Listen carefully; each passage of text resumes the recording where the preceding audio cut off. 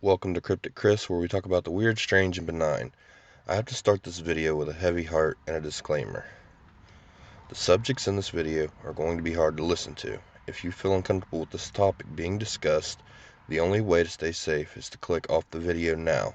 Also, warning, there will be flashing in this video. Please do not send hate to anyone mentioned, as not everything is out in the open, and some things may be found to have been changed since the upload of this video. One of a parent's biggest fears is for a child to go missing. That came to be reality for 29-year-old Brittany Gosney when a police report would be much darker than anyone would have expected. Let's go back to the day before to get further details. In the early hours of the morning, the sun had risen. Gosney took her 3 children to Rush Run Wildlife Area in Preble County, Ohio. Reports say that she had been heckled by her boyfriend James Hamilton to ditch the kids. So Gosney went to do just that. The 9, 7, and 6-year-old kids were to be abandoned until the first grader James went to grab for the door handle of the van. The mother stomped on the gas and dragged James for a while before possibly running over him. She drove back around a half hour later to pick up all 3 children, with James being already deceased. The deceased body was taken to the Crawford Street home in Middletown, Ohio, where he was put under a window in a spare bedroom.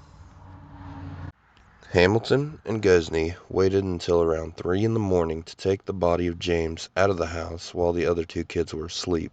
The duo took the body of James to an area near Lawrence, Indiana, to dispose of it in the Ohio River. According to the duo, this was done from the I-275 bridge. At 10:15 the same day is where we catch back up. The duo of Gosney and Hamilton enter the Middletown Department of Police, reporting that they had woke up and James had just disappeared, claiming they had been searching for him for several hours. At 11:26, the police took to social media asking for assistance from the public to locate James, who at this point was deemed a missing juvenile. That afternoon, the claims of the duo were looked at and deemed suspicious, along with the fact that they went to the police station instead of calling 911 or authorities directly, urging detectives to help with the investigation. Preble County reported during the conversation with police. Law enforcement were suspicious that they were not getting the whole story. They separated both Gosney and Hamilton, and both offered different stories. Preble County recorded this in their report. Questioning Gosney further, Middletown police say she admitted to murdering the 6-year-old and dumping his body into the Ohio River.